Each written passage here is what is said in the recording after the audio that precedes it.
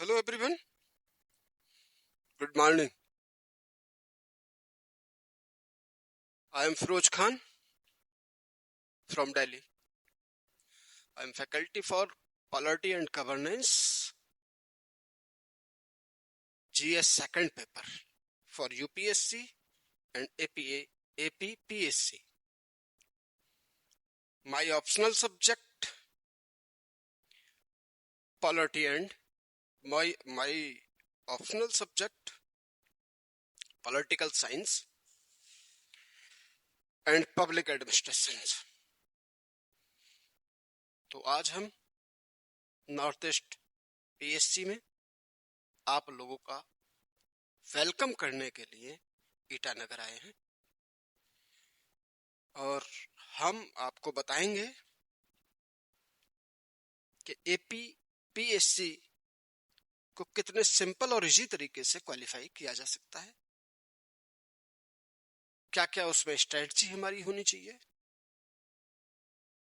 क्या क्या उसमें हमारे पास रिसोर्सेस होने चाहिए, क्या हमारे पास उसके लिए कंटेंट होना चाहिए और कैसे कैसे उसका एग्जाम एपीपीएससी कराता है। आज सब उन्हीं मुद्दों पर आपसे रूबरू होने के लिए दिल्ली से चलकर ईटानगर आए हैं और मैं आपको ये बताना चाहता हूं कि यूपीएससी तो अपनी जगह है, लेकिन एपीपीएससी भी अपने आप में किसी से कम नहीं। इसलिए उसके सिलेबस क्या है, उसे कैसे हमें क्रैक करना है और कैसा उसकी स्ट्रेटजी होनी चाहिए, कितने आवर्स हमें पढ़ना चाहिए। लोगों ने एक अफवाह उड़ा रखी है साहब 16 घंटे 17 घंटे, क्या पॉसिबल है? क्या कोई आदमी 16 घंटे 17 घंटे पढ़ ले? जो टॉपर से उनसे पूछो 5 घंटे 6 घंटे। लेकिन 5 घंटे और 6 घंटे का क्या मतलब है? 5 घंटे और 6 घंटे का मतलब है कि प्रेजेंट बॉडी प्रेजेंट माइंड, कोई किसी तरह की हरकत उन 5-6 घंटे में नहीं करनी है। मतलब 5-6 घंटे कंटिन्यू नहीं, 1 घंटा पढ़े 2 घंटे पढ़े, रिफ्रेश किया, पानी पिया, चाय पी, तो ऐसी चीजें। और सबसे बड़ी बात यह है कि इंडिया का कोई भी एग्जाम, चाहे वो स्टेट सिविल सर्विस हो या फिर यूपीएससी हो, वो कंटिन्यूटी तो मांगता ही है। और आज एआई के जमाने में कंटेंट इतना ज्यादा हो चुका है कि उसे एब्जॉर्ब करना अपने आप में बहुत मुश्किल बात है। इसलिए कंटेंट ऑथेंटिक हो, कुछ बुक्स हमारे पास होनी चाहिए,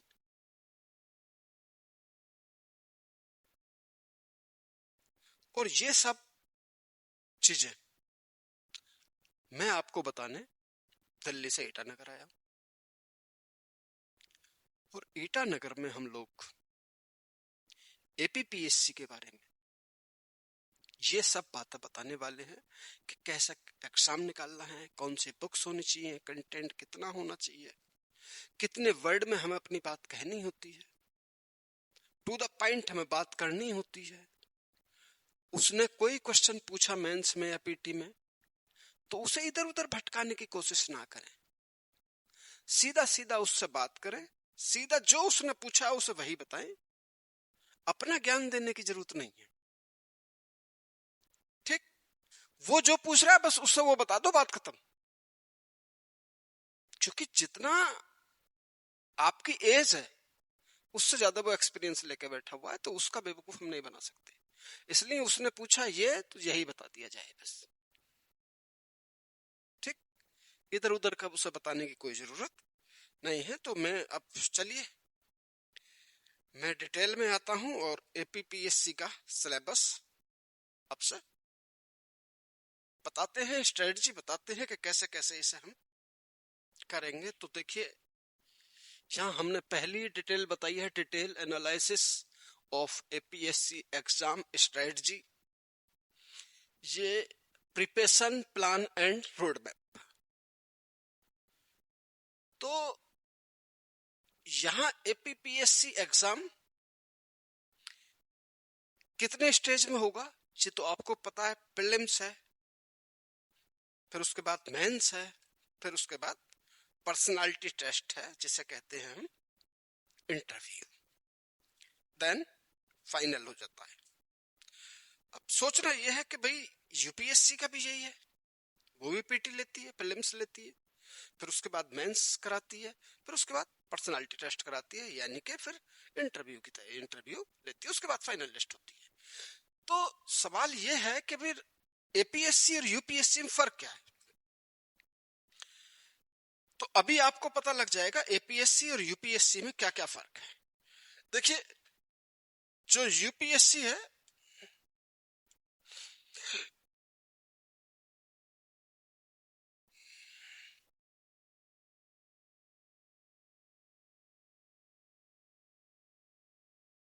जो यूपीएससी है वो भी अपना एग्जाम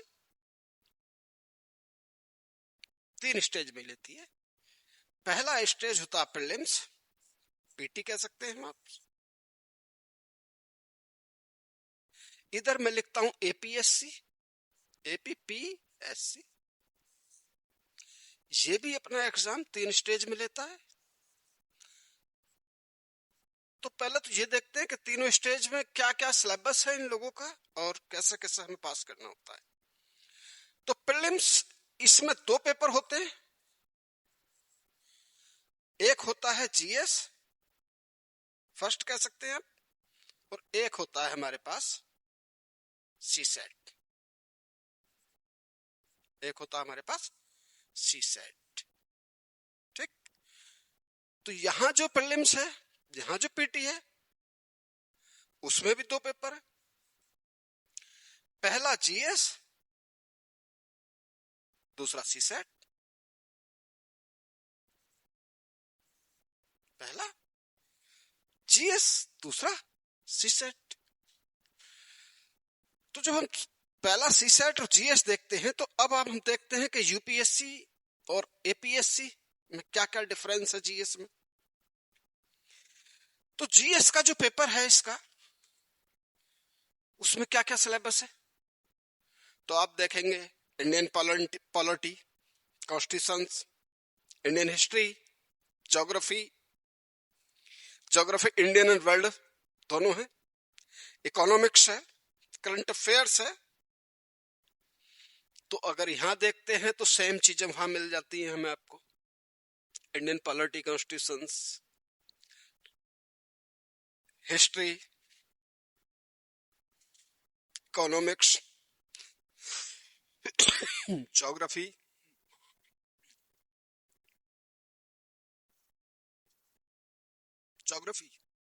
करंट अफेयर्स, नेशनल और इंटरनेशनल इश्यूज जो करंट अफेयर्स में आते हैं। तो मुझे लगा कि इसमें तो कोई फर्क है नहीं।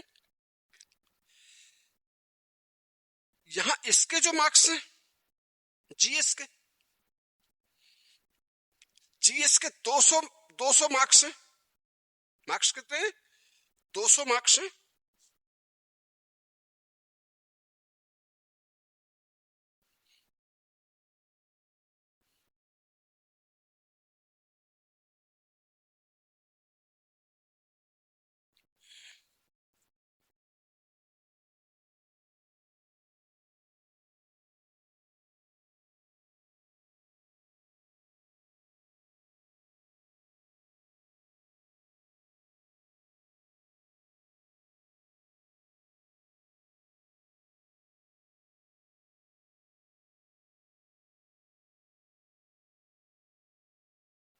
देखेंगे आप जीएस, इसमें बहुत सारे सब्जेक्ट हैं। अब देखिए सब्जेक्ट तो हैं लेकिन उनकी नॉलेज भी चाहिएगी हमें। आपको ऐसा नहीं कि भाई पॉलिटी कह दी तो पता चला पॉलिटी पढ़ ली, क्या पढ़ लिया ये नहीं पता। क्या पढ़ना है और क्या छोड़ना है, ये इंपॉर्टेंट है इन एग्जाम के लिए। क्या पढ़ना है और क्या छोड़ना है ये इंपॉर्टेंट है इसके लिए। ऐसा नहीं हो मान लीजिए एक बुक पढ़ी, एक टॉपिक पे एक बुक पढ़ी, फिर दूसरे टॉपिक पे दूसरी बुक पढ़ी, पता चला बुक्स तो हमने बहुत पढ़ ली लेकिन कहीं कहीं यूज ना हुआ हो, तो ऐसी पढ़ाई का भी कोई लेना देना नहीं है। तो कोशिश करें आप ये कि एक ऑथेंटिक नोट्स मिल जाए, आपको ऑथेंटिक किताब मिल जाए। एक ही किताब को 20 बार पढ़ें, 20 किताबों को एक बार ना पढ़ें। ये पहला मूल मंत्र है किसका, यूपीएससी एंड एपीएससी को क्वालिफाई करने का। पहला मूल मंत्र है कि एक किताब को 20 बार पढ़ना है, 20 किताबें एक बार नहीं पढ़नी है। ये बहुत इंपॉर्टेंट बात है। तो जीएस में जब हम देखते हैं इसके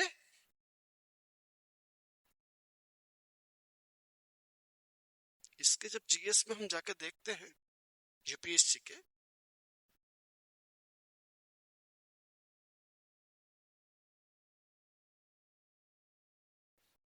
तो आप देखेंगे कि जीएस जो है ये 200 मार्क्स हैं, 100 क्वेश्चन है, 100 क्वेश्चन है और 200 मार्क्स है। मार्क्स कितने हैं, 200 मार्क्स है, 200 मार्क्स है। यहां जब एपी पीएससी देखते हैं हम, तो यहां भी जो जीएस है वो 200 मार्क्स, 100 क्वेश्चन, 200 मार्क्स। सीसेट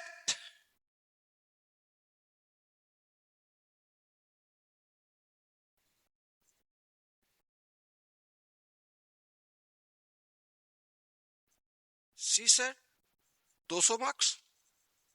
लेकिन यहां एक डिफरेंस ये है कि यहां जो सीसेट है, यहां जो सीसेट है वो सीसेट क्या है कि वो भी 200 मार्क्स का है। लेकिन सबसे अच्छी बात ये थी कि ये यहां भी क्वालिफाई है और ये यहां भी क्वालिफाई है, यानी कि सिर्फ क्वालिफाइंग नेचर के हैं दोनों, कहीं आपकी मेरिट में काम नहीं करेंगे, कहीं भी आपके किसी मेरिट में काम नहीं करेंगे। हाँ ये है कि ये काम करेगा। स्क्रीनिंग टेस्ट है पीटी, दोनों जगह, जिसका मेरिट में कोई लेना देना नहीं है किसी तरह का भी। पास नहीं करे तो फेल हो गए और पास हो गए तो मेंस लिखना है।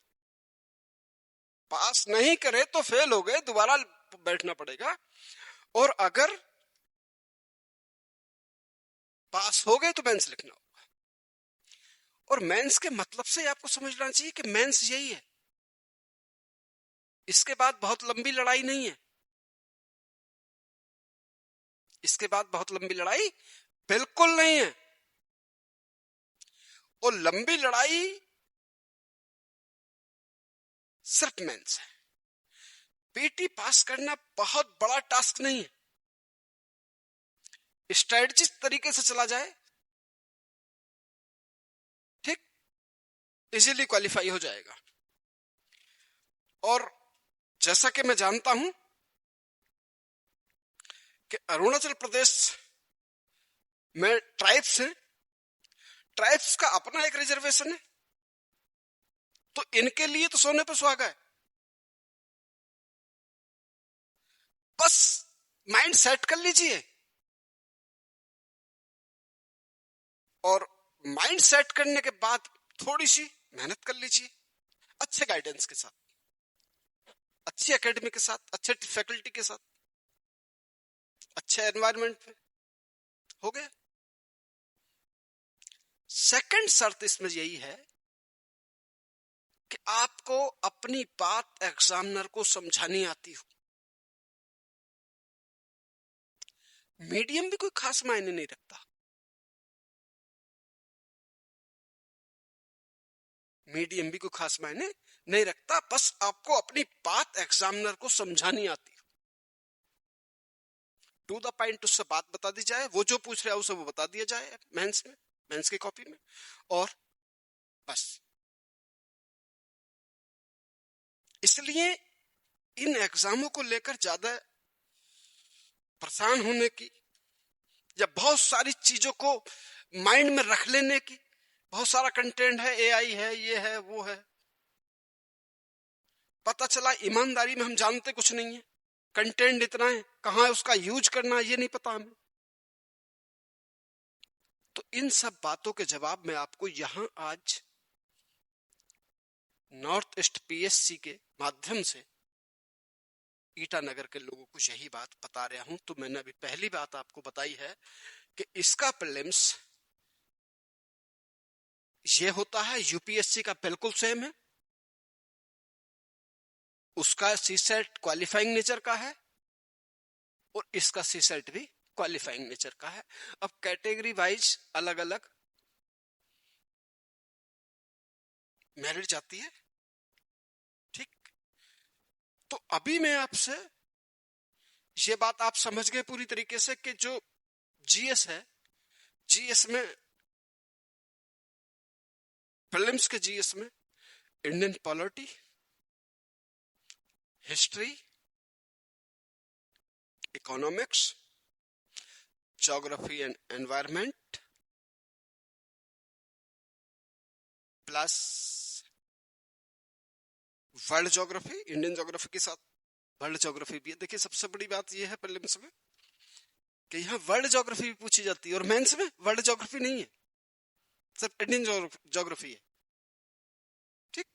तो इसलिए आपको करंट अफेयर्स, तो मेन फोकस आपको कहां कहां करना है प्रीलिम्स पास करने के लिए, ये मैं आपको बता रहा हूं। तो पहला सब्जेक्ट आ जाता है हिस्ट्री,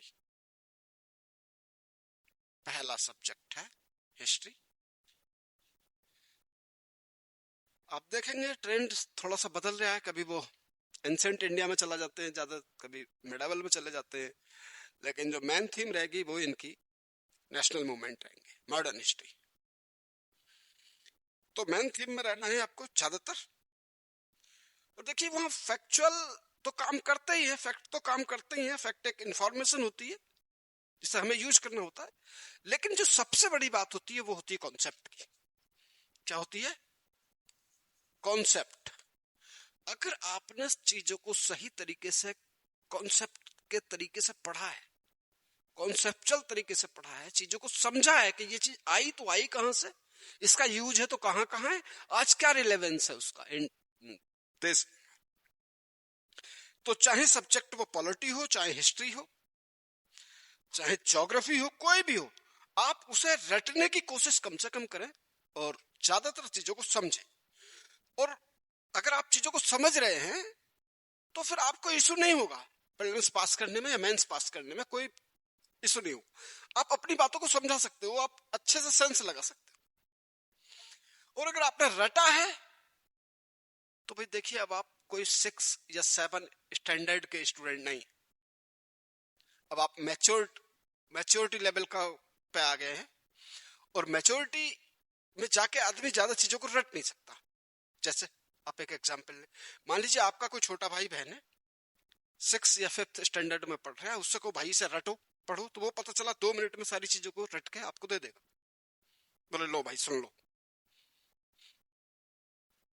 अब जैसे आपकी एज बढ़ी है तो वो सिस्टम खत्म हो गया। अब अगर रटोगे तो किसे किसे रटोगे, सिलेबस को छोटा मोटा नहीं है। इसलिए कोशिश ये करें आप, मैं बहुत शॉर्ट में आपको ये बात बताना चाह रहा हूं, कोशिश ये करें आप के रटने के प्रयास ना करें, चाहे वो प्रीलिम्स एग्जाम हो चाहे वो मेंस हो। आपने देखा होगा कुछ आईआईटी बैकग्राउंड के स्टूडेंट है जिनका पॉलिटी से, जिनका हिस्ट्री से कोई लेना देना नहीं है, वो क्वालिफाई कर गए, वो कर रहे हैं यूपीएससी। उसके पीछे क्या कारण? क्या वो रटते हैं? नहीं, वो कॉन्सेप्ट समझते हैं, कॉन्सेप्ट समझा और चीजें अपनी समझा दी, बता दी।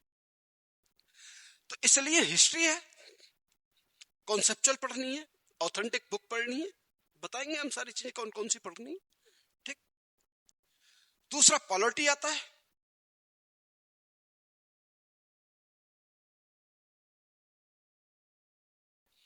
यूपीएससी में भी है। अब चूंकि मैं एपीएससी की बात कर रहा हूं तो पॉलिटी, पॉलिटी में क्या क्या पढ़ना है, कौन सी बुक्स पढ़नी है, कॉन्सेप्ट के तरीके से पढ़ना है, आर्टिकल नहीं रटने। जैसे कि आर्टिकल 1 में क्या है, आर्टिकल 370 में क्या है,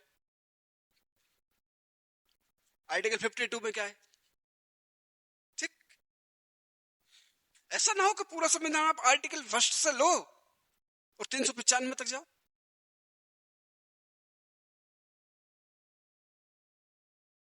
तो मेरे ख्याल से अच्छी स्ट्रेटजी नहीं। आर्टिकल पढ़ने हैं, मैं ये नहीं कह रहा बिल्कुल नहीं पढ़ने, लेकिन आर्टिकल कितने पढ़ने हैं, कैसे पढ़ने हैं, ये आपको समझना है। कितने पढ़ने हैं और कैसे पढ़ने हैं ये आपको समझना है। ठीक। तो इसमें देखते हैं, इनसे क्वेश्चन भी ठीक ठाक आते हैं। ठीक। इकोनॉमिक्स देखेंगे अब आप। इकोनॉमिक्स, इकोनॉमिक्स में आप देखेंगे कि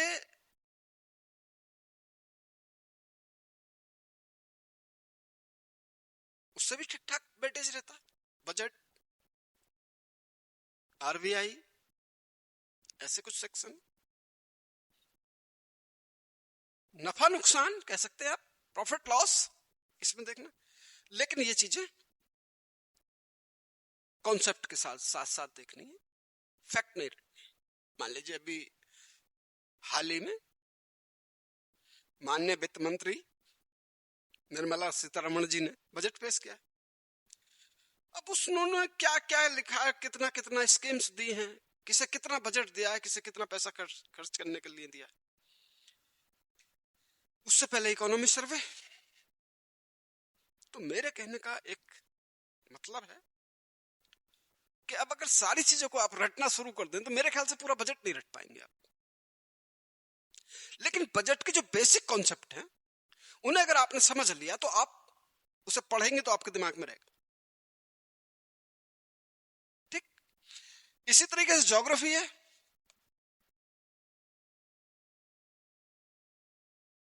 ज्योग्राफी भी कॉन्सेप्चुअल सब्जेक्ट है, साइंस टेक है। और करंट अफेयर्स पे तो आपको बगुले की तरह ध्यान रखना है। बगुला लगा रहता ना अपने शिकार के चक्कर में, पानी में खड़ा रहता है एक पैर पे। तो करंट अफेयर्स को तो आपको ऐसे ही ढूंढना है, दिन रात। न्यूज़पेपर, कौन सा न्यूज़पेपर पढ़ना है, न्यूज़पेपर में से क्या क्या पढ़ना है। न्यूज़पेपर को अगर पढ़ने लगे तो पता लगा 3 घंटे तो वही ले गया। द हिंदू अगर पढ़ने लगे 3-4 घंटे ले गया।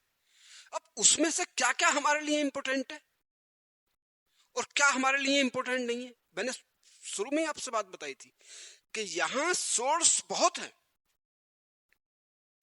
लेकिन ये हमारी समझ कैसे डेवलप हो कि हमें क्या पढ़ना है और क्या छोड़ना है। यहां पढ़ना इतना इंपॉर्टेंट नहीं है जितना इंपॉर्टेंट उसे छोड़ना, क्या चीजें छोड़नी। तो ये आपको वहां नहीं मिलेगा,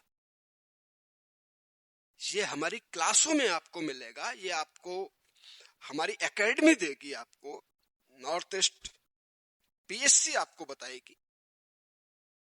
बड़ी एक्सपीरियंस फैकल्टीज हैं जो आपको बताएंगी कि क्या पढ़ना है और क्या छोड़ना है। ठीक। तो प्रीलिम्स में अगर हमने देखा तो दोनों तरफ क्या देखा, सी सेट दोनों जगह क्वालिफाई है। History, polity, economics, geography, science tech, current affairs, ये सब जगह है। ठीक। तो मेरे ख्याल से ये बात तो आपको समझ में आ गई होगी कि यूपीएससी और एपीपीएससी में कोई खास डिफरेंस नहीं है।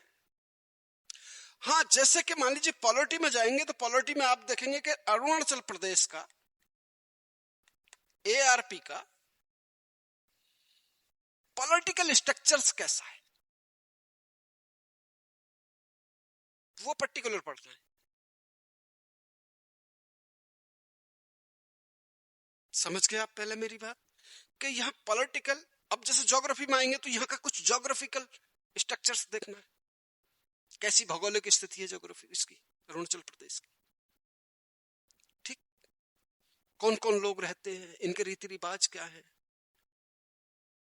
ठीक, इनकी आर्ट कैसी है, कल्चर कैसी है, कौन से त्योहार मनाते हैं, फेस्टिवल इनके जो हैं, ठीक।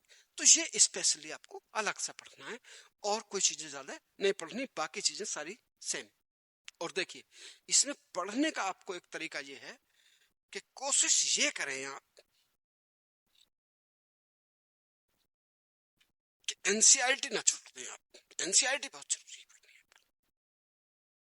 चाहे वो एग्जाम एपीएससी का हो या फिर वो एग्जाम यूपीएससी का हो, इसका इससे कोई लेना देना नहीं है।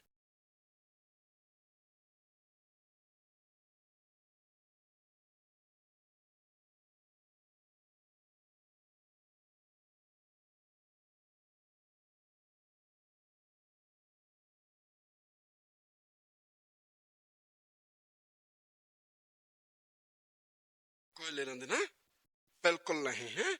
इसलिए आप इन बातों पर ये फोकस रखें कि हमें क्या पढ़ना है और क्या छोड़ना है। तो प्रीलिम्स में आपको ज्यादा इशू नहीं है बिल्कुल भी, क्योंकि मैंने आपको बता दिया कि दोनों में दो पेपर होंगे, एक जीएस होगा और एक सी सेट होगा। सी सेट क्वालिफाइंग नेचर का है, सिर्फ आपको क्वालिफाई करना है, ठीक। और जो जीएस है उसमें आपको कितने क्वेश्चन करने चाहिए जिससे हम उसे क्वालिफाई कर जाएं, और क्वालिफाई करने के बाद आपको अगला स्टेप मेंस का आ जाता है। और मेंस मैंने आपको स्टार्टिंग में बताया कि मेंस मेंस है, इसका कोई मुकाबला नहीं है, यहीं से हमारी फाइट शुरू हो जाती है, चाहे वो एपीएससी हो या यूपीएससी हो।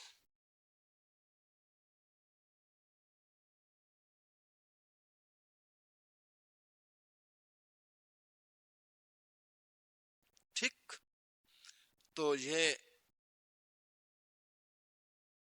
2026 का एग्जाम प्लान है, ठीक है। APSC exam is long term process, not a last minute, last minute. तो जैसा मैंने अभी आपको पीटी के बारे में बताया कि उसका जो सिलेबस है वो ठीक ठाक सिलेबस है, तो इसलिए आप कहते नहीं, एक कहावत है कि ओस के चाटने से प्यास नहीं बुझती है,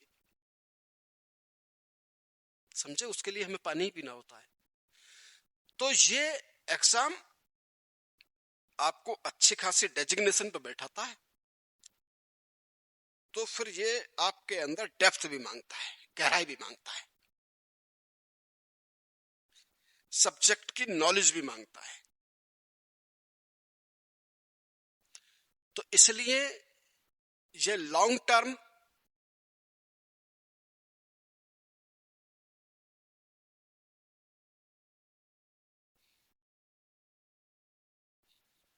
ये लॉन्ग टर्म प्रोसेस है।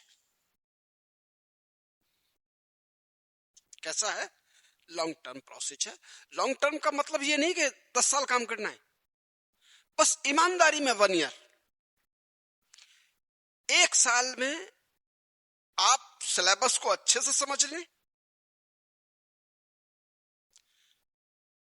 और अपने अगर नोट्स बनाना चाहते हो तो नोट्स बना लो, फैकल्टी आपको बन पाएंगी, कोचिंग हमारा प्रोवाइड कराएगा आपको सारी चीजें। और उसके बाद जो आप एग्जाम देंगे तो फिर आपको रिजल्ट देखने की जरूरत नहीं है, रिजल्ट अपने आप आएगा, आप अच्छा खासा स्कोर, कहते हैं झंडे गाड़ देंगे आप, तो ये झंडे गड़ जाएंगे। तो कैसा है? लॉन्ग टर्म प्रोसेस है, बहुत इजी वे में ना लिया जाए, लेकिन उतने बड़े वे में भी ना लिया जाए कि आदमी परेशान हो जाए दिमागी तौर पर, तो आप ऐसा भी ना करें। चलिए सेकंड बात है structured phase, reduce stress and maximise retention. तो अब आप देखेंगे कि भाई क्या करना है इसमें? ये दोनों चीजें बिल्कुल हटा देनी है।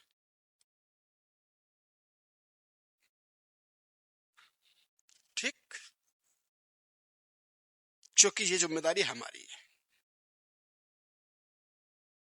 आपकी जिम्मेदारी है हमें टेंशन देना, और हमारी जिम्मेदारी है आपकी टेंशन रिलीज करना, आपकी प्रॉब्लम सॉर्ट आउट करना, चाहे वो रिटन एग्जाम की हो, चाहे वो पीटी एग्जाम की हो, और चाहे वो पर्सनालिटी टेस्ट के इंटरव्यू की प्रॉब्लम हो।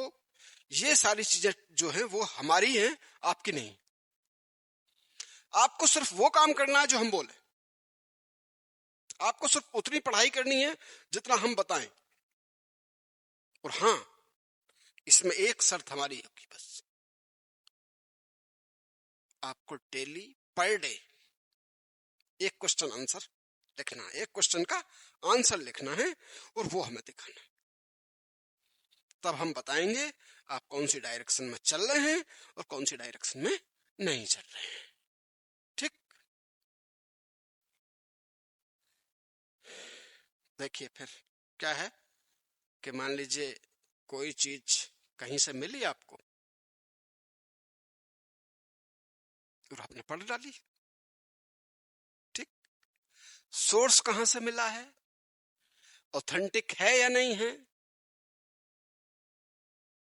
इसकी जानकारी होनी जरूरी है।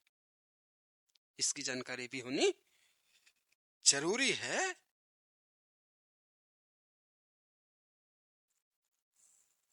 Exam oriented, exam oriented. एक एग्जाम्पल मैं आपको दे रहा हूं। कई बार ऐसे बाह्य किस्म के लोग क्वेश्चन पूछ लेते जिसका कोई लेना देना नहीं लाइफ में। मान लीजिए एक क्वेश्चन कोई आके आपसे पूछने लगा, आपका मित्र बोले आप ये बताइए गांधी जी की बकरी का नाम क्या था। तो कोई मतलब है इसका? आप मेरी बात समझ रहे हैं ना जो मैं कहना चाह रहा हूं? कोई मतलब नहीं है उस बात का, कोई लेना देना नहीं है उन चीजों का, उनका कोई लेना देना बिल्कुल नहीं है। इसलिए ऐसी इंफॉर्मेशन जिसका कोई लेना देना नहीं हो उसे इंक्लूड ना रखें, उसे स्टोर ना करें। ठीक, कैसी होनी चाहिए? एग्जाम ओरिएंटेड होनी चाहिए। एग्जाम ओरिएंटेड का कैसे पता लगेगा? जब आप पिछले 10 ईयर के PYQs देखेंगे और आप क्लास में बैठेंगे और बताएंगे कि हमें कौन कौन सी इंफॉर्मेशन हमारे लिए उपयोगी है और कौन सी उपयोगी नहीं है। ठीक, proper understanding of the syllabus. मैंने आपको बताया शुरू में ही कि ये बहुत इंपॉर्टेंट बात है, अंडरस्टैंडिंग ऑफ द सिलेबस। ये बहुत इंपॉर्टेंट बात है आपके लिए कि कम से कम आपके पास जो सिलेबस है वो एक बार पढ़ लिया जाए। देन अपनी फैकल्टी से बात करी जाए कि सर इसमें कौन कौन सी बुक्स हो सकती हैं, कौन कौन सी कंटेंट हमें कहां से मिलेगा, आप कहां तक प्रोवाइड कराओगे। ठीक, तो मेन लड़ाई सिलेबस पे है। जब आप अच्छे से सिलेबस को एब्जॉर्ब कर लेंगे तो आप अपने टारगेट फिक्स कर लेंगे कि ये इतने दिन में मुझे ये चीज खत्म करनी है। और पता चला आपको सिलेबस का पता नहीं है नहीं, आपने कोई बुक उठाई जो आपको अच्छी लगी वो पढ़ डाली, पता चला एक भी क्वेश्चन कहीं नहीं है।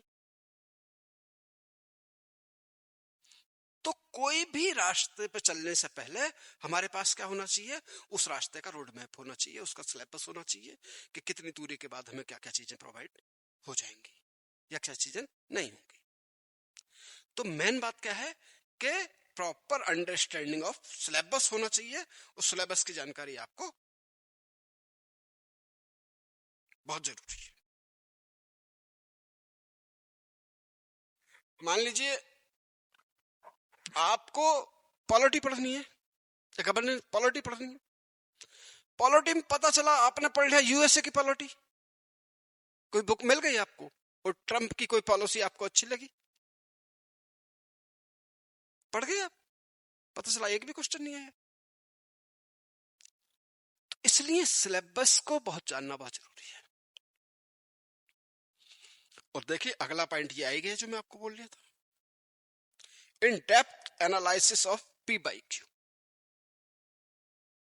तब आपको सही जानकारी मिलेगी किसकी, कि हमें क्या पढ़ना है और क्या छोड़ना है।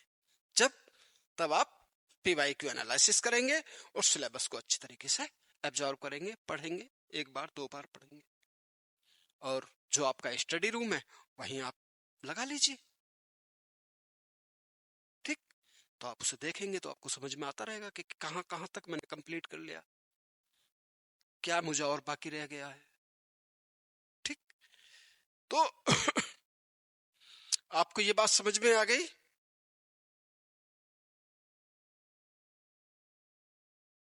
ये बात आपकी समझ में आ गई। चलिए,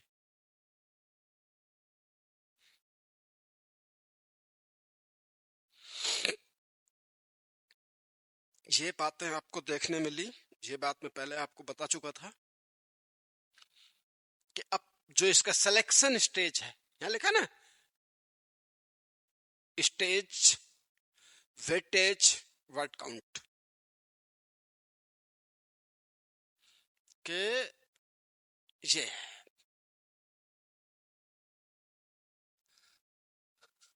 ऑब्जेक्टिव है, ये मैंने बताया। दो पेपर हैं, जीएस 200 मार्क्स का है और सी सेट भी 200 मार्क्स का है, लेकिन शर्त यह है कि सी सेट जो है वो क्या है, वो क्या है, क्वालिफाइंग नेचर का है।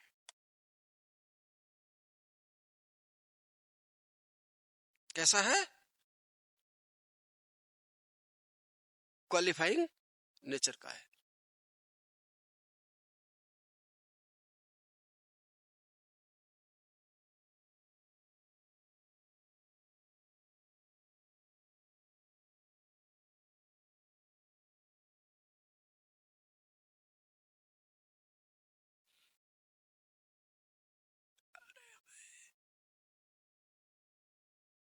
कैसा है, क्वालिफाइंग नेचर का है। और क्वालिफाइंग नेचर का है,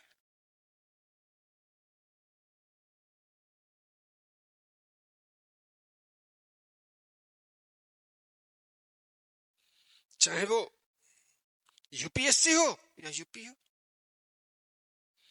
और ये बात ध्यान रखिएगा कि अगर किसी वजह से इसमें आप क्वालिफाइंग तक नहीं पहुंच पाते हो, तो यहां आपने कितनी मेहनत कर रखी है इसका कोई मतलब नहीं। आपको कोई मार्क्स नहीं मिलेंगे, आपकी कॉपी चेक नहीं होगी। सी सेट में अगर मिनिमम मार्क्स आपने ले लिए तब तो आपकी जीएस की कॉपी चेक होगी, और अगर नहीं लिए तो फिर कॉपी चेक नहीं होगी आपकी। ठीक, तो दो पेपर है मैंने बताया क्वालिफाइंग नेचर का। मेंस में जब आप आ जाते हैं तो चाहे वो यूपीएससी का मेंस हो या फिर एपीपीएससी का मेंस हो, मैंने कहा कोई फर्क नहीं पड़ता। 8 पेपर है टोटल। कैसे कैसे हैं भाई, जीएस के 4 paper, GS first, second, third and fourth. ठीक, GS first, second, third and fourth, 4 paper ये हो गए। अब आपका रहा ऑप्शनल सब्जेक्ट जो टोटल 500 नंबर का है, 2 पेपर इसके हो गए, तो कितने हो गए, 4 जीएस प्लस 2 ऑप्शनल प्लस एक एसए, और क्या रहा भाई साहब, वो रहा इंग्लिश क्वालिफाइंग करना है। एक इंग्लिश का लैंग्वेज के पेपर रहे तो 6, 7, 8। ठीक, तो टोटल कितने हैं? 8 पेपर। जीएस के 4 पेपर हैं ऑप्शनल जो आप लेते हैं, और एक इंग्लिश क्वालिफाइंग। इंग्लिश आपको क्वालिफाई करना है। यहां भी यही शर्त है कि अगर आप मिनिमम नंबर इंग्लिश में नहीं ला पाते हैं तो फिर आपको यहां दिक्कत आ जाएगी। इसलिए जीएस के जो 4 पेपर हैं, इन जीएस के 4 पेपर्स को आपको क्या करना है भाई? तरीके से पढ़ना है। कैसे पढ़ना है? अच्छे तरीके से पढ़ना है।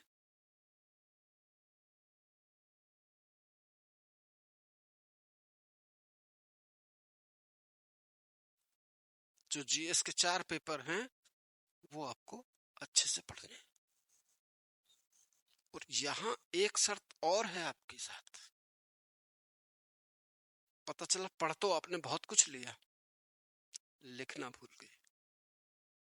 इसलिए वहां 3 घंटे बैठ के क्या लिखोगे क्या नहीं लिखोगे, ये मायने रखती है बात। मान लीजिए जीएस के फर्स्ट पेपर में या सेकंड पेपर में 20 क्वेश्चन आए और आपके पास 3 घंटे। 3 घंटे में मिनट कितने हो गए? 180। यानी कि एक क्वेश्चन लिखने के लिए आपको 9 मिनट मिलते हैं। कितने मिलते हैं? 9 मिनट।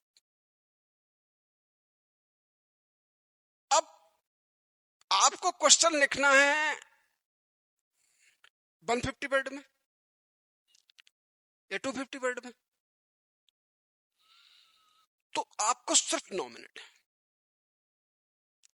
आज भी मैं आपको एक सच बताता हूं, वो यूपीएससी हो या कोई स्टेट पब्लिक सर्विस कमीशन, 90% बच्चे जीएस के पूरे पेपर को टच ही नहीं कर पाते मेंस के। क्यों नहीं कर पाते? Lack of practice.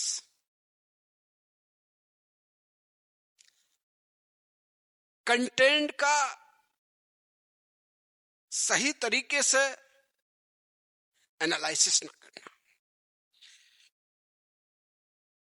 कोई क्वेश्चन पूछा 150 वर्ड में, उसने उसकी भूमिका बनाने में ही लगभग 3 मिनट या 4 मिनट खर्च करती है। कई बार तो लोग 5-5, 6-6 मिनट में भूमिका नहीं बना पाते। तो कोई मतलब है उस चीजों का?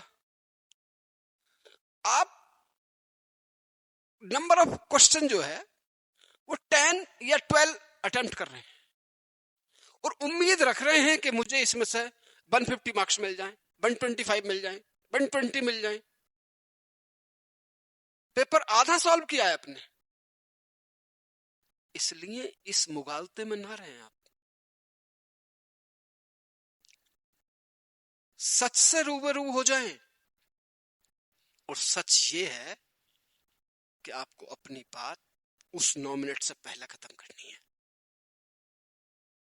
इसलिए मैंने आपको स्टार्टिंग में बताया था कि मेंस मेंस होता है, और मेंस वही क्वालिफाई करता है जो लिखना जानता है, जो अपनी बातों को समझाना जानता है, टू द पॉइंट में, टाइम बाउंड में, प्लस जो उसने पूछा वही बताने में।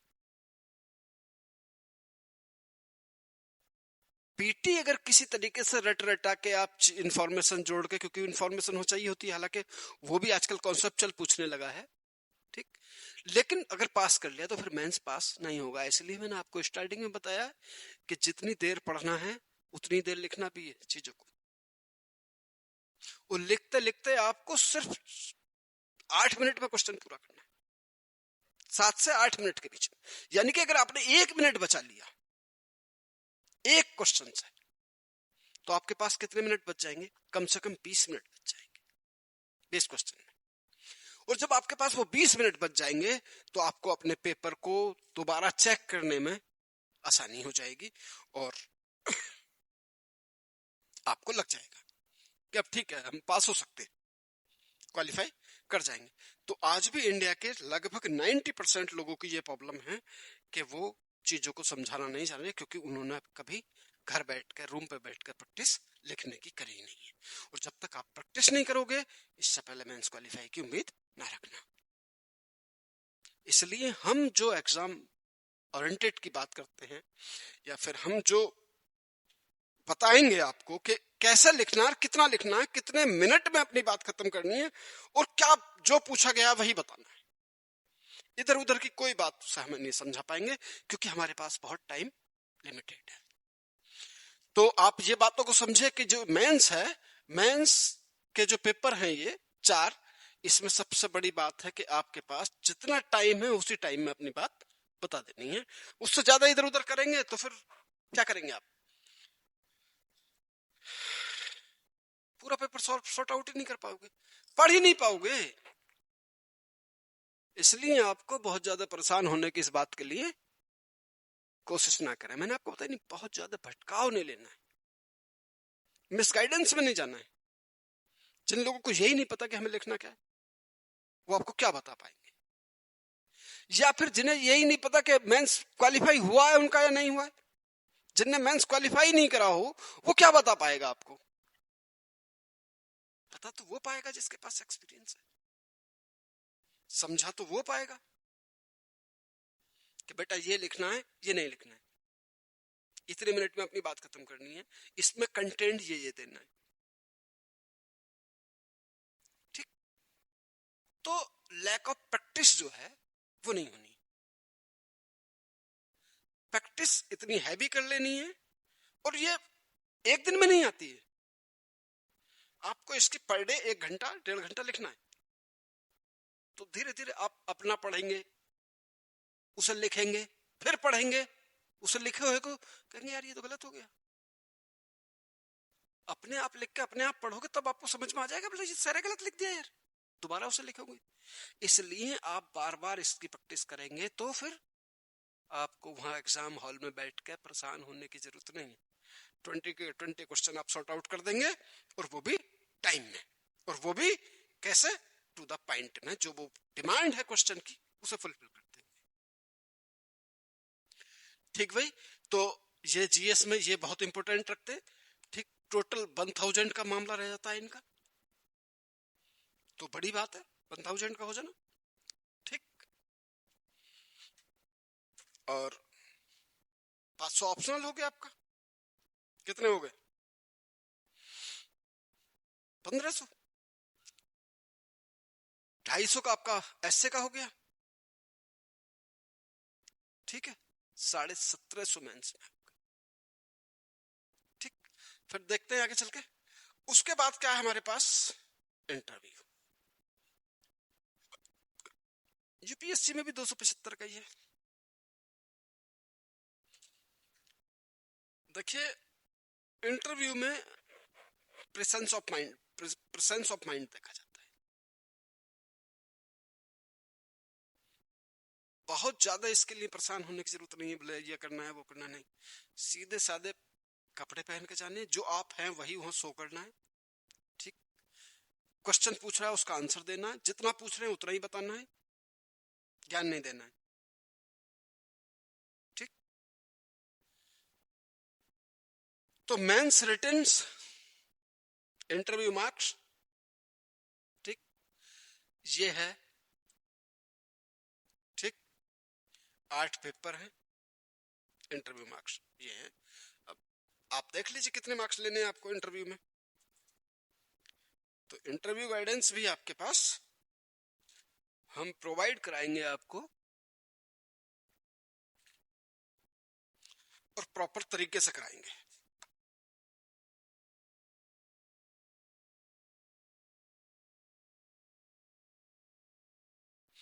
Non negotiable rule plus smart state target. Trait these as your plan must obey them.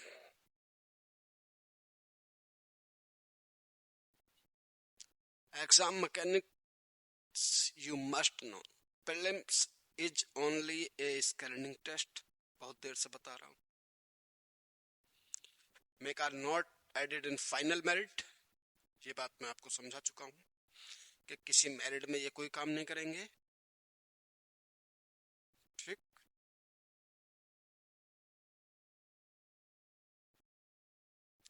ये किसी मेरिट में कोई काम नहीं करेंगे। फेल हो गए तो दोबारा देना पड़ेगा, पास हो गए तो मेंस लिखना पड़ेगा। इतनी सी बात समझिए। CSAT is a qualifying minimum 33% out of total question, don't ignore it. पहले मैंने आपको बताया था कि अगर सी सेट में फेल हो गए तो जीएस की कॉपी चेक नहीं की जाएगी, मिनिमम नंबर ऑब्टेन नहीं कर पाए।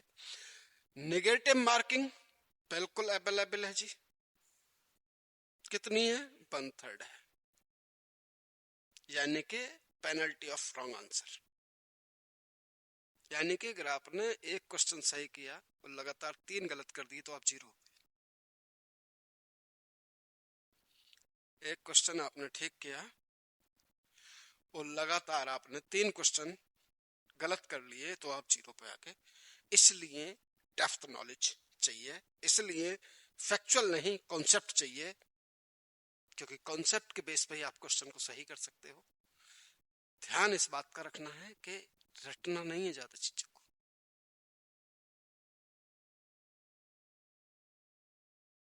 अब हम क्या करेंगे इसमें, 2 आंसर पर डे आपको देंगे। ठीक, एक मॉक वीकली देंगे पर्सनालिटी टेस्ट के लिए। ठीक, तो हमारी स्ट्रेटजी क्या होगी, हमने आपको बताया कि 2 क्वेश्चन आपको पर डे दिए जाएंगे, उनके आंसर आपको लिखाए जाएंगे, आपको कंटेंट बताया जाएगा क्या इसमें लिखना था क्या नहीं, आपने कहाँ गलत लिखा है। टाइम से आप टाइम में लिखना आप सीख जाएंगे। तो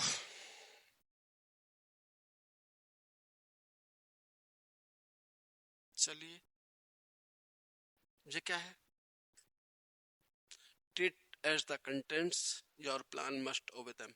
चलिए, question paper are set in English, sorry,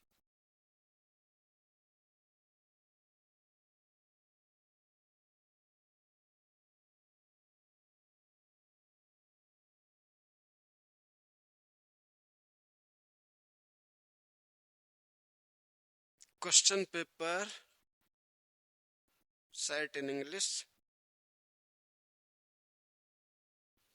ठीक, डिग्री लेवल स्टैंडर्ड,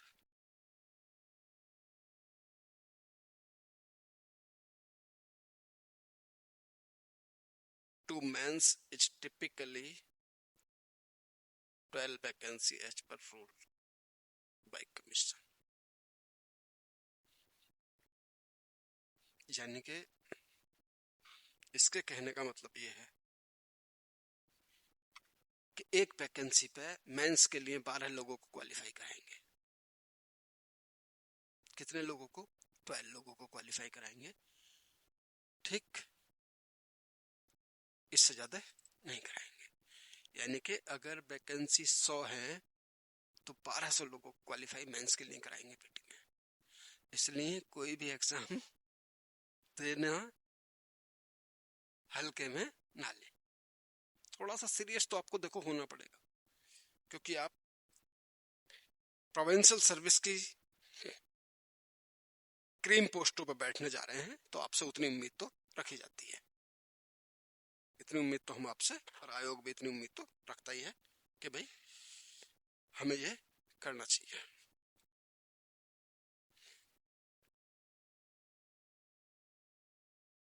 ठीक, तो हमने आपको बता दिया ये कि हमारी ये स्ट्रेटजी होगी। चलिए, build your notes around these buckets।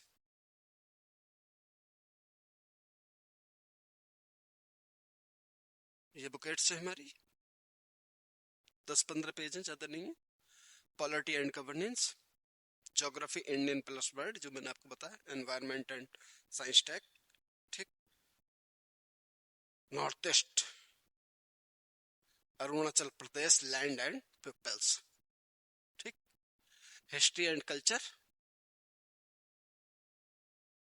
Economics and society, current affairs. मैंने बताया करंट अफेयर्स पर कैसे ध्यान रखना है आपको, कैसा रखना है, जैसे बगुला रखता है ध्यान, जानते हैं ना बगुला, क्यों भाई, बगुला जानते हैं ना, तो करंट अफेयर्स पर जो रखना है वो बगुले की तरह ध्यान रखना है। इसके लिए आपको कोई एक न्यूज़पेपर और कोई एक मैगजीन पढ़नी, ठीक, what clearly emphasise amendment, prelims GS add history of the North east Arunachal Pradesh land people including economy and heritage, ठीक, ये सब चीजें आपको देखनी है। ऐसे paper now has a dedicated Arunachal focused section, social, cultural, development, current burning topics. किन किन चीजों का ध्यान रखना है, इन चीजों का इसमें ध्यान रखना है कि अरुणाचल प्रदेश पे फोकस रखना है। ये स्पेशलाइजेशन हो सकता है क्योंकि आप यहाँ के रहने वाले हो तो आपको ज्यादा जानकारी होगी अदर स्टेट के लोगों के मुकाबले, इसलिए आपसे ये इतनी उम्मीद हम रखते हैं कि अरुणाचल प्रदेश की जब आप एसडीएम या डीवाईएसपी बनना चाहते हैं तो फिर इतनी जानकारी आपको होनी चाहिए, ठीक, इतनी जानकारी आपको होनी चाहिए। GS first, state specific geography, resources, ठीक, बायोडाइवर्सिटीज, इकोनॉमिक्स, सोसाइटी,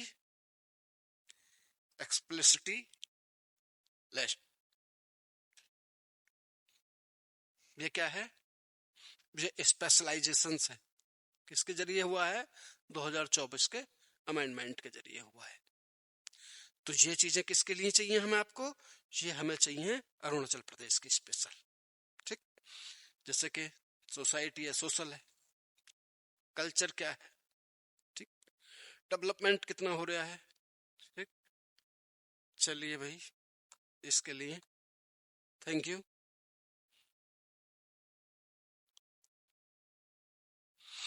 मेंस में आ गए,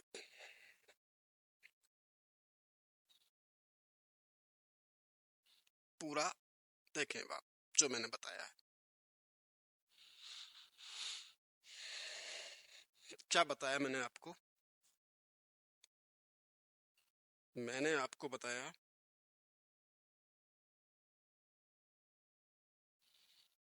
कि ये ऐसे है, इंग्लिश क्वालिफाइंग, बेसिक क्लियरिटी होनी चाहिए।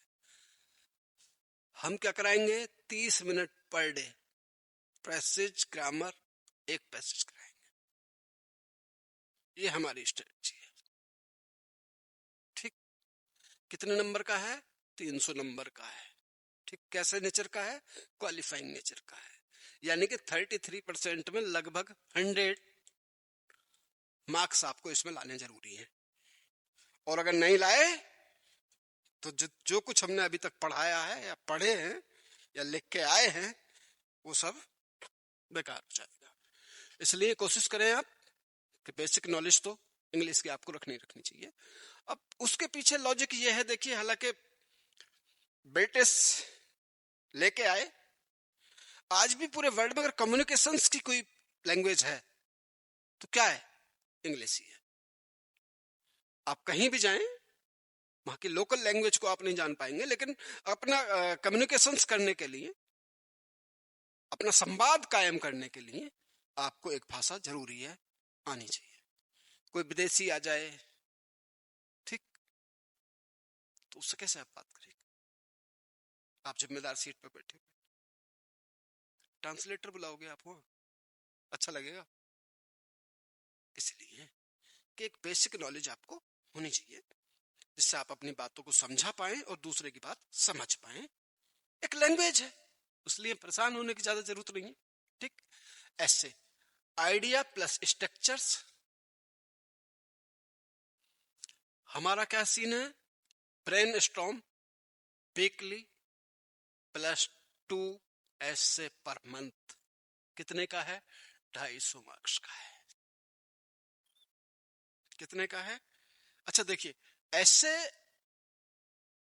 जो है वो चाहे यूपीएससी का हो या किसी स्टेट का हो, वो आपसे ले पूछना क्या चाहता है, ऐसे का क्या लेना देना है, वो आपके विचार, आपकी आइडियोलॉजी देखना चाहता है कि आप अपनी सोसाइटी के बारे में कैसा सोचते हो, आप अपनी इकोनॉमी के बारे में कैसा सोचते हो, आप पॉलिटिकल स्ट्रक्चर्स के बारे में कैसा सोचते हो, फीमेल के बारे में क्या सोचते हो। ऐसा तो नहीं आपका दिमाग में कुछ और चल रहा हो और हम आपको उस सीट पे बैठा दें, पता चला अर्थ का अनर्थ निकाल देंगे आप तो। इसलिए ये नॉलेज का टेस्ट नहीं है, ये आपकी अप्रोच का टेस्ट है। किसका टेस्ट है, अप्रोच का टेस्ट है। ये आपको, हम ये पूछना चाहते हैं, ये बताना चाहते हैं, ये हम जानना चाहते हैं कि आपका माइंडसेट कहाँ है, माइंडसेट भी ठीक है या नहीं है। ऐसा तो नहीं हमने कहा भाई चले आप एक वुमेन पे ऐसे लिख दीजिए, अब पता लगा आपने वुमेन पे ऐसे तो लिख दिया, अब कैसी आपकी सोच थी, अच्छा लिखा, अच्छा और बुरा नहीं है, आपने जो लिखा है, जो देखा वो लिख दिया। बुरा ये है कि आपने उसको पॉजिटिव वे में लिखा है या फिर नेगेटिव वे में लिखा है। तो आपकी सिर्फ एक आइडियोलॉजिकल अप्रोच हम देखना चाहते हैं, ऐसे का इतना रोल होता है, चाहे वो यूपीएससी हो या फिर अरुणाचल पीसीएस हो या फिर किसी और स्टेट का पीसीएस हो। ऐसे का पेपर इसलिए रखा जाता है क्योंकि हम आपकी अप्रोच देखना चाहते हैं, आपका नजरिया देखना चाहते हैं, है नहीं, नजरिया देखना चाहते हैं। तो वो बहुत इंपॉर्टेंट रखता है, होता है आपके लिए, और एक ऑफिसर्स के लिए ये बहुत मायने रखती है। इसलिए सारे आयोगों ने, कमीशंस ने एक पेपर ऐसे का 100% रखा है और उसके अपने मार्क्स रखे हैं जो मेरिट में जुड़ते हैं। तो मायने रखती है ये चीजें, हल्के में लेने की जरूरत नहीं है। अब हम क्या कराएंगे, आपको स्ट्रक्चर्स बनाना सिखाएंगे, कंटेंट बताएंगे, और 2 ऐसे पर मंथ आपको दिए जाएंगे और उनको चेक करके हम आपको बताएंगे और आपको बताएंगे कि अब इसमें क्या क्या इंप्रूवमेंट करना बाकी था, आपको आपने क्या लिखा है, आपने किस डायरेक्शन में लिखा है, ये चीजें मायने रखती हैं। ठीक, अब आ जाते हैं फिर सीधे जीएस। मैंने कहा 4 पेपर होते हैं जीएस के, और सारे पेपर 250 मार्क्स के, 1000 मार्क्स के, तो मायने तो रखते हैं। जीएस फर्स्ट में आता है कल्चर इंडिया की, हिस्ट्री, ज्योग्राफी और अरुणाचल प्रदेश के आर्ट, कल्चर, ज्योग्राफी। इंडिया की चाहिए लेकिन पर्टिकुलर किसकी भी चाहिए, अरुणाचल प्रदेश की भी चाहिए। ठीक, तो एक आंसर पर डे हम कराएंगे आपको इसका, किसका, चाहे वो हिस्ट्री का हो, ज्योग्राफी का हो, कल्चर का हो, एक क्वेश्चन आपको देंगे। ठीक, प्लस मैप प्लस डायग्राम के साथ देंगे। कितने नंबर का होता है, 250 मार्क्स का होता है, और 250 मार्क्स का होता है, इसलिए इसमें नंबर लेने बहुत जरूरी है। ठीक, जीएस सेकंड पेपर है कॉन्स्टिट्यूशन, गवर्नेंस, आईआर एंड एक सोसाइटी और होती है सोशल इशू। ठीक, तो कॉन्स्टिट्यूशन मैंने आपको बताया ये संविधान है। अब अगर आप आईआर की बात करते हैं तो वो पॉलिटिकल साइंस में ऑप्शनल आएगा, तो पढ़ना ही पढ़ना है, संविधान आपको पढ़ना ही है, गवर्नेंस आपको पढ़ना ही है। ठीक, इसमें क्या, 2 आंसर पर वीक, यहां एक आंसर पर डे लिखवाएंगे, यहां 2 answer per week, plus case law and Tata के साथ, जो सुप्रीम कोर्ट के केस आए हैं, केस स्टडी है, उनका एनालिसिस कराएंगे, बताएंगे आपको उस कंटेंट में ये कहां कहां आपको यूज करना है। ठीक, ये भी 250 मार्क्स का होता है। थर्ड पेपर होता है economics, environment, security, IR.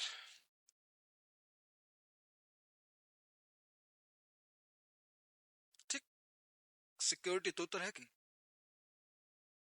Internal security, इसमें भी 2 answer per week plus diagram के साथ, ये भी 250 मार्क्स का होता है। जीएस फोर्थ पेपर है, economics, environment, security, disaster management, यहां भी 2 answer per week plus diagram के साथ 250 मार्क्स का है। GS fifth, ethics, administrative situations.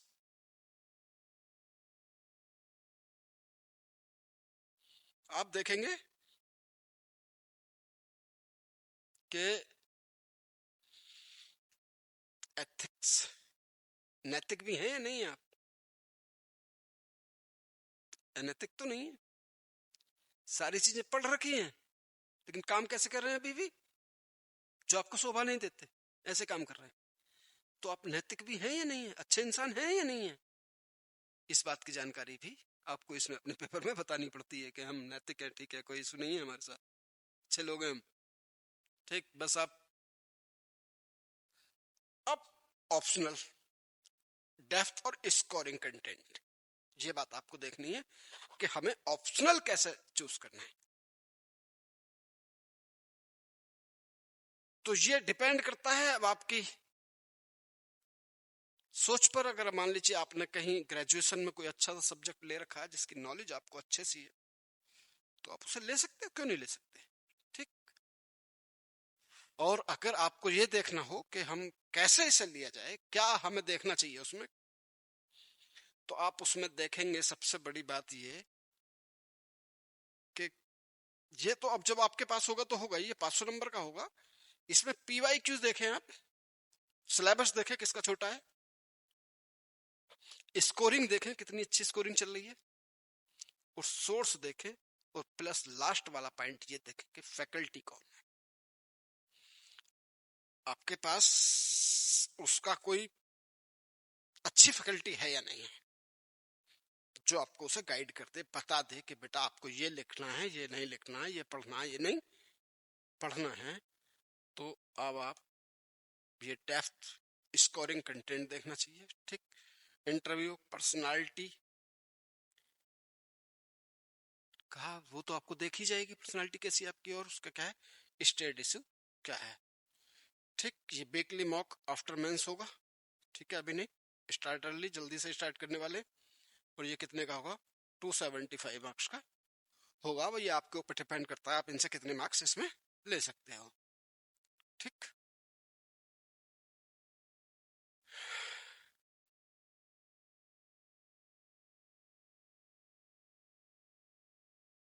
ठीक भाई, तो मेंस हो गया, पीटी मैंने आपको बता ही दिया। अब ये रहे आपके ऑप्शनल सब्जेक्ट।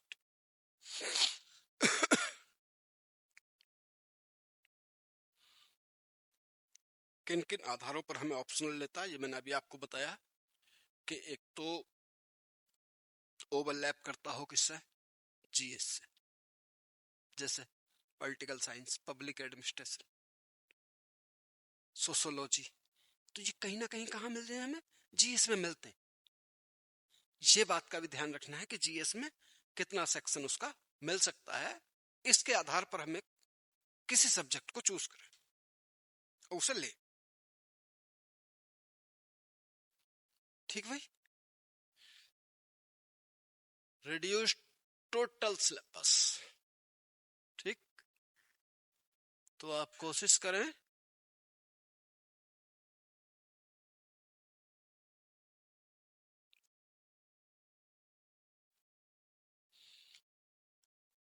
इन चीजों को कि हमें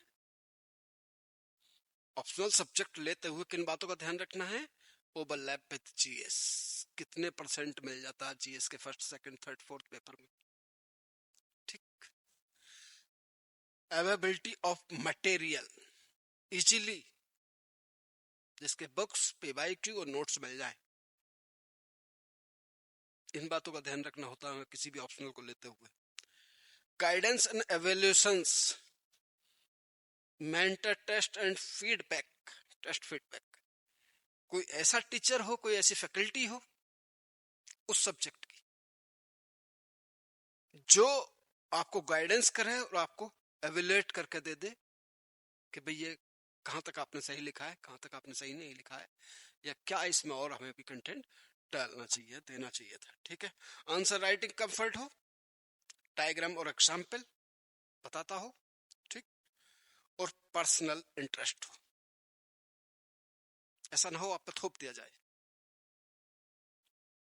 पता चला आपका मन ही नहीं था, लेकिन मम्मी पापा के कहने में या फिर किसी दोस्तों के कहने में आपने वो सब्जेक्ट ले लिया और आपको बाद में लगा कि मैं तो इसमें फंस गया हूं। इसलिए ऐसी सब चीजों को ऑप्शनल लेते हुए इन 4-5 पॉइंट का ध्यान रखना है कि हमें क्या लगना है, क्या नहीं लगना है। टोटल मैंने आपको बताया कि इन 2-3 चीजों पर आपको ध्यान रखना बहुत ज्यादा है। ठीक, ये 3 चीजें आपको बहुत ध्यान रखनी है। वो ओवरलैप कितने परसेंट करता है, किस जीएस के पेपर में कहां से हम कंफर्ट हो सकते हैं, और मटेरियल कहाँ अवेलेबल हो जाएगा, अच्छी बुक्स और पीवाई के नोट्स कहाँ मिल जाएंगे, और एक अच्छे टीचर की आपको जरूरत है तो आप उसे चूज करें। देखें सिलेबस भी कम हो, पढ़ाने का तरीका लोगों का अच्छा हो, चीजों को इजीली समझा दिया जाए। तो ऐसी सब चीजों को आपको ध्यान रखना है। किस में रखना है ध्यान? जब आप कोई ऑप्शनल चूज करेंगे तो इन बातों का आपको ध्यान रखना है।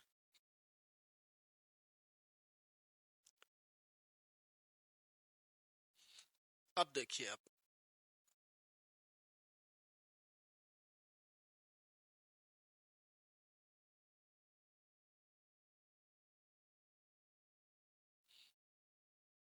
ये बातें मैं आपको पहले ही समझा चुका हूं कि इन बातों का ध्यान आपको रखना है।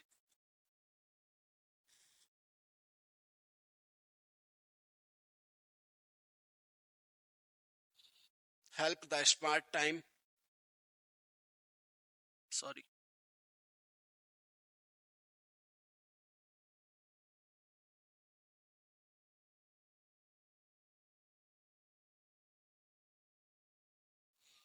ठीक है भाई। It will define boundary of preparation, इन चीजों का ध्यान रखना है।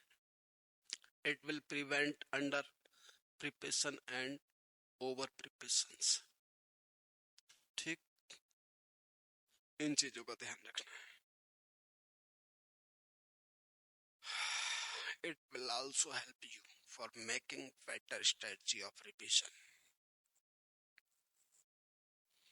रिविजन बार बार करते रहना है, ठीक। हार्ड वर्क भी करना हो और स्मार्ट वर्क भी करना है, ये हम सिखाएंगे आपको कि हार्ड वर्क भी करना है और स्मार्ट वर्क भी करना है, ठीक। Prevent random and direction less study, कोई मतलब नहीं होता है कि भाई डायरेक्शन लेस पढ़े गए पता चला एक क्वेश्चन ही है। तो मैंने आपको स्टार्टिंग में ये बातें बताई थी कि एक किताब को 20 बार पढ़ें, लेकिन 20 किताबों को एक एक बार ना पढ़ें। तो ये हम यहाँ आपको सिखाएंगे इसमें।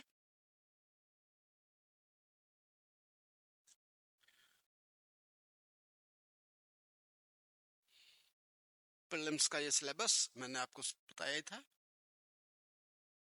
ठीक। फिर एक बार बता देते हैं हम आपको कि करंट इवेंट ऑफ नेशनल और इंटरनेशनल इंपोर्टेंस, ध्यान रखना है इन चीजों का।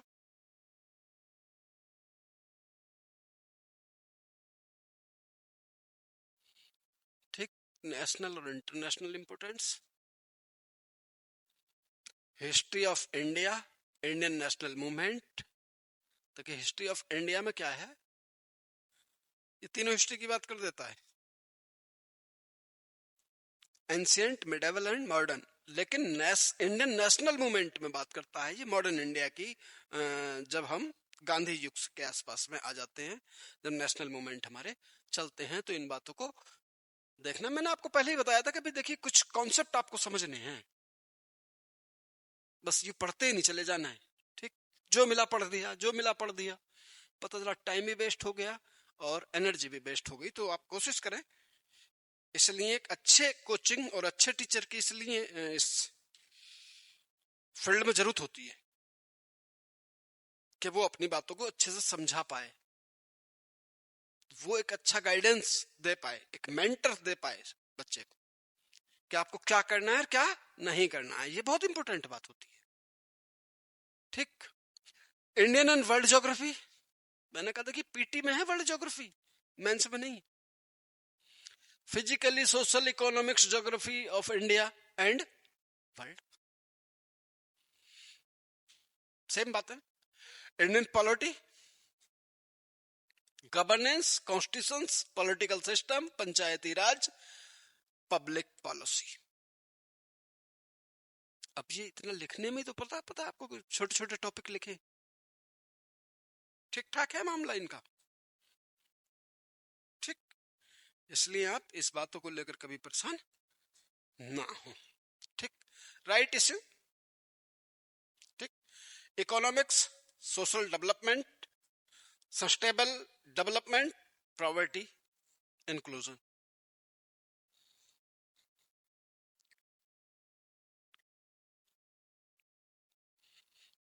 क्या मैं अपनी बातें समझा पाया हूँ? ये तो मैं पहले ही बता चुका था आप लोगों को, अब तो हम सिर्फ आपको समझा रहे हैं कि ये देख लीजिए क्या क्या है।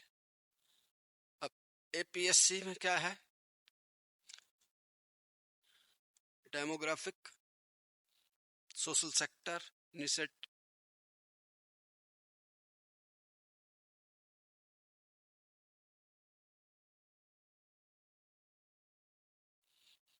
ठीक, general issue, environment, ecology, climate change, require subject specialisations, general science, history of north east, basic understanding land and people of Arunachal Pradesh, including economics and heritage. बिना टेंशन के आप, नेगेटिव मार्किंग 1/3 है, बताया मैंने आपको, पेनल्टी रॉन्ग आंसर के, it wrong answer will cost a candidate of इतने। ठीक, ये आप अच्छे जान गए हैं।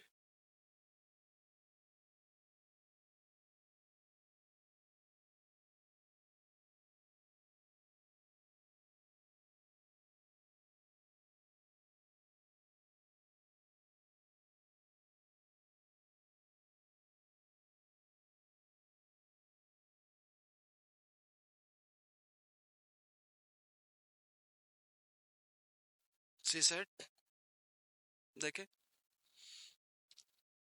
Comprehension, interpersonal skill including communication skill. ठीक, ये बड़ी इंपॉर्टेंट चीज है भाई, आपसे उम्मीद रखी जाती है, एग्जामिनर इतनी उम्मीद रखता है आपसे कि आपको ऑफिसर हम बना रहे हैं, तो आपके अंदर ये चीजें तो होनी चाहिए। Interpersonal skill including communication skill, मतलब सीधी सीधी अपनी बात कहनी आनी चाहिए होती हो वो। ठीक, अपनी बातों को अच्छे से बता दिया जाए, कोई भी आए, कोई अनुचित दबाव डाले कि नहीं ये काम करो, तो उसे साफ साफ कह दिया जाए ये रूल नहीं है, हम नहीं कर सकते इसे। ठीक, लॉजिकल रीजनिंग, ठीक, एनालिटिक एबिलिटी, डिसीजन मेकिंग, ठीक, प्रॉब्लम सॉल्विंग, इसी सेट का general mental abilities, basic numeracy, numeracy, number system, data interpretation, chart, ये वो सब आप समझ सकते हैं। ठीक, इसलिए आपको ज्यादा परेशान होने की जरूरत बिल्कुल नहीं है।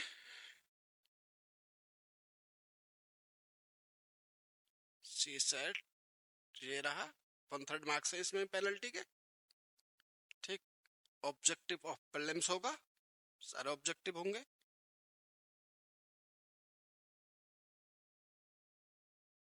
Mains syllabus English,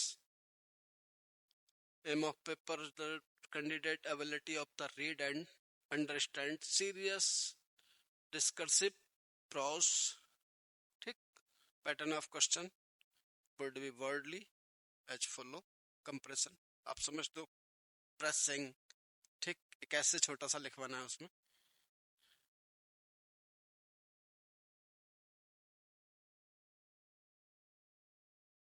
examination structures, essay on issue related national international level, ठीक। चलिए मैं अब आपको आगे बात बताना चाहता हूँ। जीएस थर्ड है गवर्नेंस कॉन्स्टिट्यूशंस, है नहीं,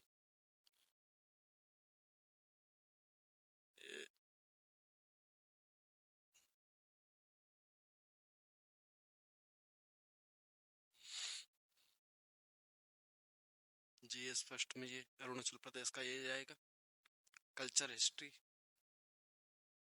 geography plus Arunachal Pradesh, value bank ideas, maps diagram Arunachal fact case studies geography, tribal institutions examples, ये है पूरा आपको मैंने बताया, कॉन्स्टिट्यूशन से, गवर्नेंस से, सोशल जस्टिस से।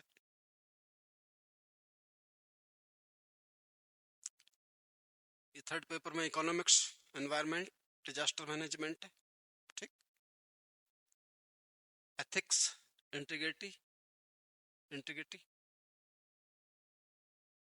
अब देखिए आप इन बातों को ऐसा समझिए, some important statistics to know about 2024 PSC examination, total vacancy 140, मैंने कहा 12 लोग क्वालिफाई करें, ठीक, टोटल कंप्लीट कैंडिडेट ने अप्लाई किया 22,800 ने, अपेयर इन द एग्जाम 17,000 लोग बैठे एग्जाम में, ठीक,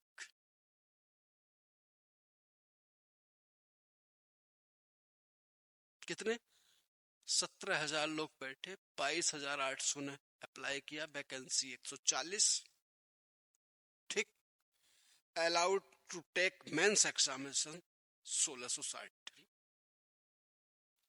कर लो आप 140 को 12 से, ठीक, 1660 लोगों ने मेंस के लिए क्वालिफाई किया, यानी कि टोटल बात यह है कि मेंस लिखा 1660 लोगों ने, ठीक, only 7.2% pass prelims and allowed to take men's examination. 92% reject the prelim, PT pass ही नहीं हुए, क्यों? क्योंकि lack of information, lack of concept, lack of guidance, ये सब चीजें मायने रखती हैं, इसलिए आपको ज्यादा परेशान होने की जरूरत नहीं। नॉर्थ ईस्ट पीएससी आपको ये सारी चीजें प्रोवाइड कराएगा कि आपको ज्यादा परेशान होने की जरूरत नहीं है, लिखना भी सिखाएगा, पढ़ना भी सिखाएगा, और सबसे बात यह है कि आपको बोलना भी सिखाएगा, क्योंकि इस एग्जाम की सबसे बड़ी बात है कि आपको बोलना आना चाहिए, तो अपनी बात को लोगों के सामने रखना आना चाहिए। New rule release by commission, ठीक, अब देखिए आप इन मेंस टोटल मार्क्स 1750, जैसे कैसे कैसे 4 पेपर जीएस, ठीक, 4 paper GS, total marks 1000, optionals 500, ऐसे 250, टोटल कितने हो गए 1750, ठीक, बाकी पेपर क्वालिफाइंग, ठीक। अब अच्छा देखिए, candidate should get 33 aggregate marks of इतने में से इतने मार्क्स पे क्वालिफाई हो जाएंगे अब आप, ये अमेंडमेंट करते हैं भाई, बहुत अच्छा करते हैं यार ये तो। ठीक, 20% मार्क्स एवरी पेपर में आने चाहिए। ठीक, एज लिमिट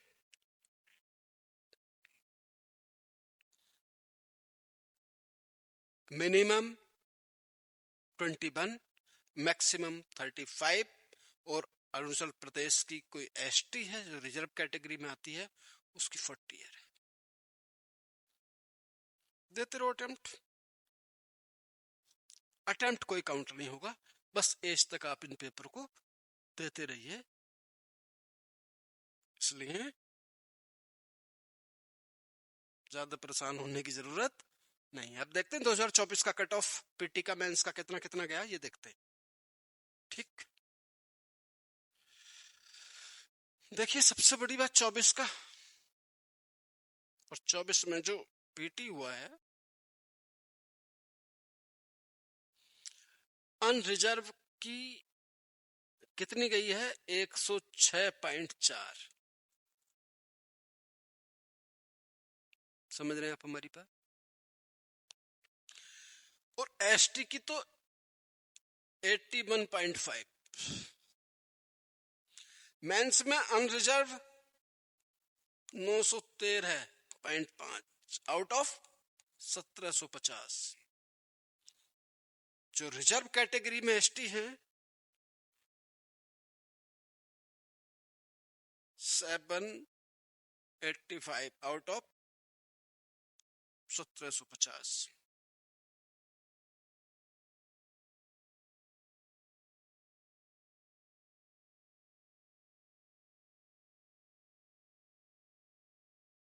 ठीक,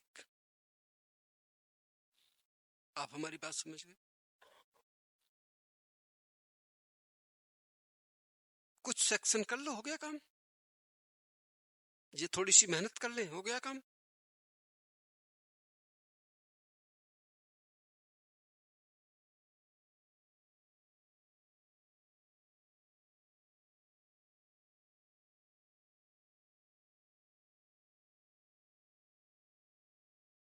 अब देखिए भाई, पूरे चार्ट के साथ समझिए कि किस किस कैटेगरी की कितनी कितनी कट ऑफ गई है 2024 में।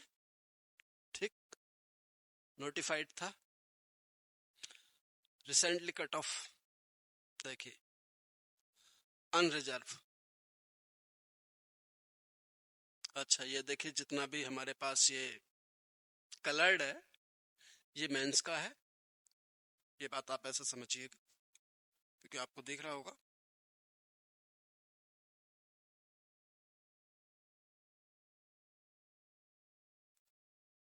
ये मेंस के लिए है, और ये ब्लैक जो है वो पीटी के है। ये मेंस का है, ये मेंस है, और ये पीटी है, या प्रीलिम्स कह सकते हैं। ठीक, इन बातों का ध्यान रखना है। ऐसे डायग्राम हमने बनाए हैं। अनरिजर्व 100, मेंस कहां तक गया, 900 तक। एसटी, अरुणाचल प्रदेश की एसटी कहाँ है, ये 0 तो खैर नहीं कह सकते, लेकिन 100 से बहुत नीचे है, 100 से बहुत नीचे है, 80 मान लेते, वो हमने दिखाया आपको। ठीक, PW, PW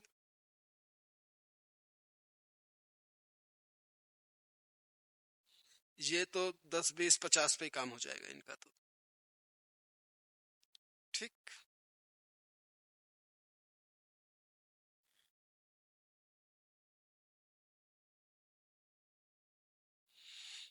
clarity of thought, why they test clarity of thought, communication, simple direction, balance judgment. ठीक, awareness of Arunachal Pradesh north east, issue and solution, integrity, administrative temperament. ठीक, इसलिए ये और हॉबीज वगैरह वगैरह देख ली जाती हैं।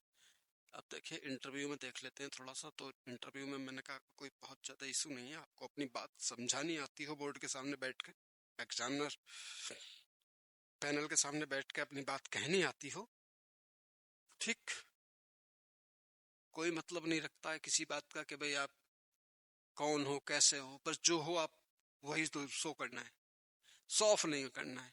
जो आता है वही बताएं, नहीं आता नहीं आता सच। बहुत ज्यादा इधर उधर करने की कोशिश ना करें, मतलब जो बात है वही बात बताएं, नहीं है तो नहीं है। सॉरी सर, नहीं मुझे इसके बारे में अभी जितनी जानकारी नहीं है, मैं कोई जवाब देने की स्थिति में नहीं। That's all. जो है वो उसे फिर प्रॉपर तरीके से बता लें, ठीक। My profile,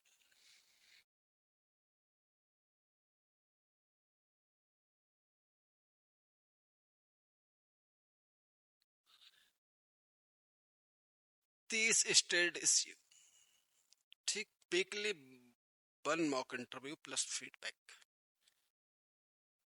practice speaking 2 minutes on a topic record improvement. ये हमारा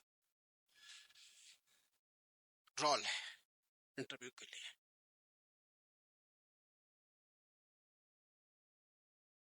ठीक।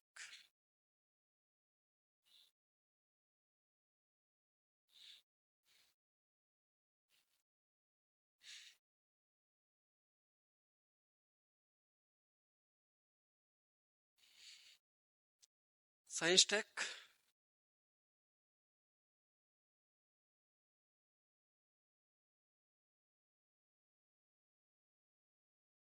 डिक्लाइन ऑफ सम एरियाज जो हुआ है। हिस्ट्री 2020 में 20 क्वेश्चन थे, 2024 में 14 रह गए। ज्योग्राफी में 2020 में 10 क्वेश्चन थे, 24 में 6 रह गए, ठीक। तो ये चलता रहता है, इसलिए मतलब ये नहीं कि बिल्कुल कुछ नहीं पढ़ना है, ठीक। पॉलिटी 2020 में 23 थे, 24 में 18 रह गए, ठीक। तो इसका मतलब ये नहीं है कि ये बढ़ नहीं सकते या और नहीं घट सकते, ठीक, कुछ भी हो सकता है। लेकिन आपको एक अच्छे वे में तैयारी करनी है।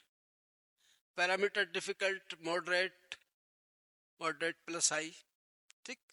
तो ये चलता रहता है, इसलिए इसके लिए ज्यादा परेशान होने की जरूरत नहीं है, ठीक। अपने बेसिक कॉन्सेप्ट तैयार रखिए आप, सारी चीजें आप क्वालिफाई कर जाएंगे।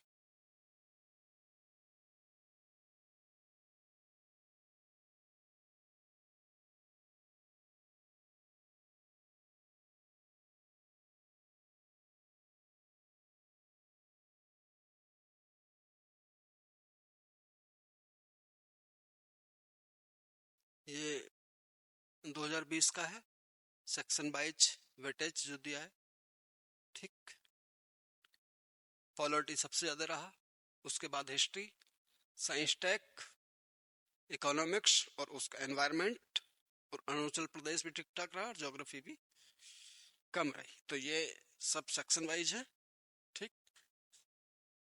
मेंस का increase and decrease topic weightage ये रहे हमारे, ठीक। हिस्ट्री डिक्रीज हुआ, सोसाइटी डिक्रीज हुआ, ज्योग्राफी, पॉलिटी, सारी चीजें। लेकिन बढ़ा क्या? ज्योग्राफी और ये साइंस टेक, ठीक। थोड़ा थोड़ा गवर्नेंस और आईआर भी रहा, तो इसलिए आप उनको ज्यादा परेशान होने की जरूरत बिल्कुल नहीं है। आप अच्छी जगह आ गए हैं, सारी चीजें अवेलेबल है आपके पास, बस आप हमें समय दे दीजिए।